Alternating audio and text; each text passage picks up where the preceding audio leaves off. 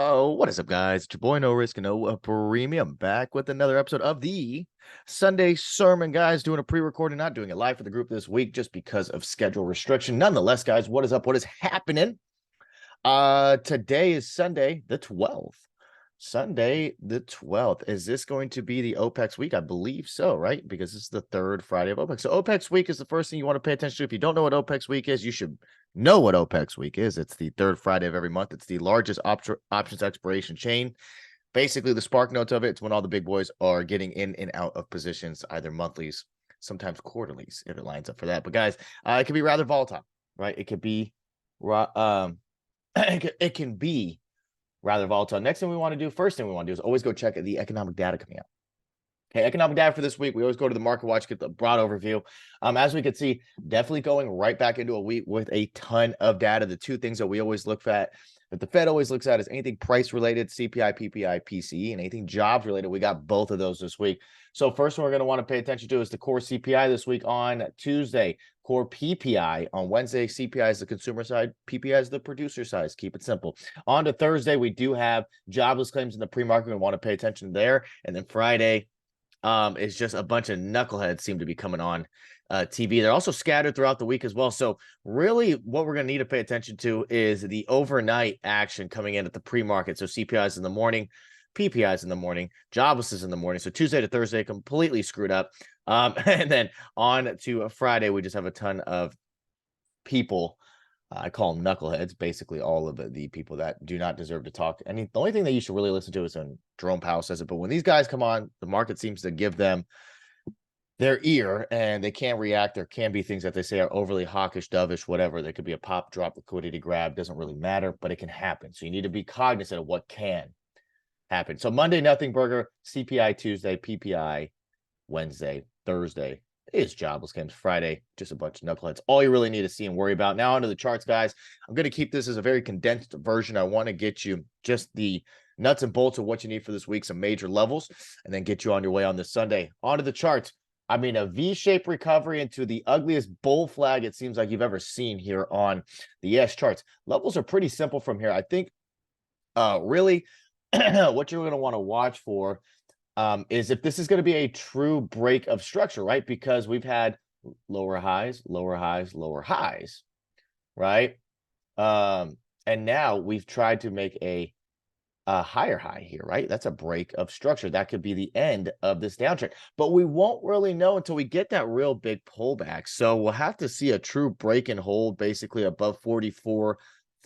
So you're going to want to trade around this 44.30 level. Now this level could go, I mean, really, I'd be looking from basically this area and on as possible areas that we could see, right, as some supply liquidity. So we really need to get past 44.50. I think 44.50 for me, I'm all in. Trend has absolutely changed. We are definitely going higher, but watch for this section up here because I do feel like we could see a possible wick right to the upside and then possibly drop back down to 43.50 zone. So just have a level there. I have the previous week highs 44.35. So from 44.35 to 44.50. I'm going to be watching that zone for possible liquidity grabs. Anything over 44.50, 50 points to the upside. You got 4,500 to 45.09, 45.60 from there.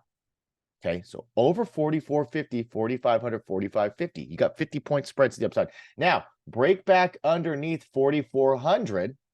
We saw we had some resistance on this ugly bull flag, apparently, even though it doesn't really look like it, but Friday was buy the dip. Okay, you needed to buy the dip. So underneath 4,400 could start a short trade back to 43.50. I do believe we would test there. That would be the weekly low. Underneath there, 4,300, 42. 15 below there, right? So 4,300, 42.15, lots of areas to drop because we've had such a massive run up. If we were to get a pullback, I'd probably just throw a little fibby on here and just see where could be some areas, right, that line up that we could look for a pullback too. But that's if we get it. We have to get back under 4,400 to test this 4,300 for us to actually break lower under 43.50. Under 4,400 test is 43.50. Under 43.50, I think 4,300 comes, right? 42.90 to 4,300. Watch for that zone in there. Also, that's that 200-day moving average here on the daily lining up as well. So 43.50, 4,400, 44.50. Those 50-point increments, you can see that we jumped out of the bottom right? And these big, big swings to the upside. So we got some big, big swing levels to look for, right? Onto the SPY chart. It's going to look pretty identical here to the ES chart.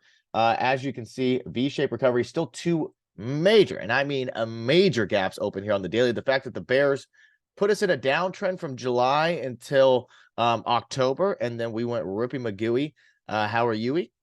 From there, it's a little concerning that we're keeping these two gaps open. So for this week on SPY, we're going to want to watch the breakthrough 441 opens up 444. Right, really easy to see here. The breakthrough 441, this weekly high opens up 444, 445 zone. I'd watch for potential area. This is a big red bar down on the daily chart. That means that is probably daily supply. I think there possibly could be some rejection happening there. Watch for this back test. We're over, right? We broke out of this, like we made that higher high. So we could watch this 438.50 back test. If that holds great, this will be like 4,400 on ES. This is like 43.50 on ES, right? So we're going to watch for the bounce. And if we could break and hold this level on any back test, that's good. That's very bullish structure that we broke the break of structure. And now we're heading higher, right? A new downtrend. And we're going to most solidify the buy the dip structure. But 438.50 has to hold. Whoa. 438.50, I would like for it to hold. I would say that. If it doesn't, last ditch effort needs to be no lower than 430, I believe.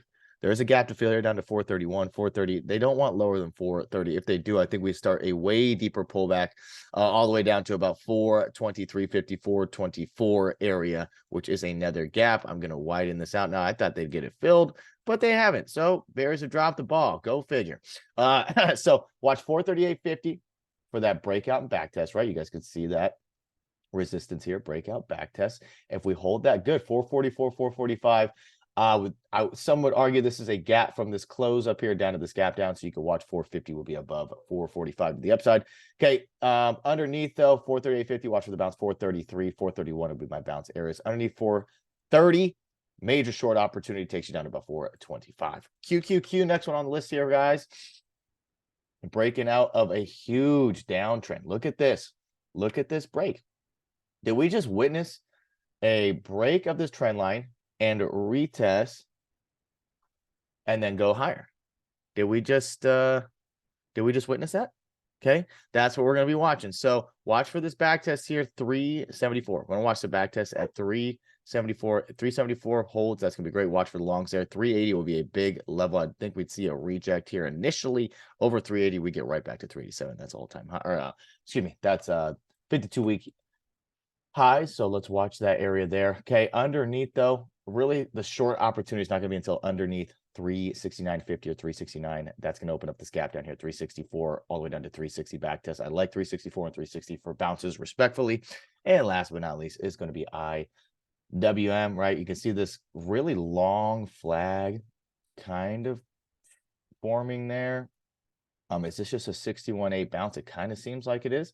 So we're going to want to watch 167, 167.50. We're going to want to watch that zone to hold as low as 165.50. That's the gap fill finally on the daily. I'd watch for the bounce, reclaim over 170, opens up 176 to the upside and the 180 gap. From there, got to get IWM on this bull train if we want to see continuation to the upside. Guys, that's all I got for you today. Don't forget, lots of data this week. And of course, you got to wake up early, get your levels right, and not do anything fucking stupid. See you bright and early. Peace.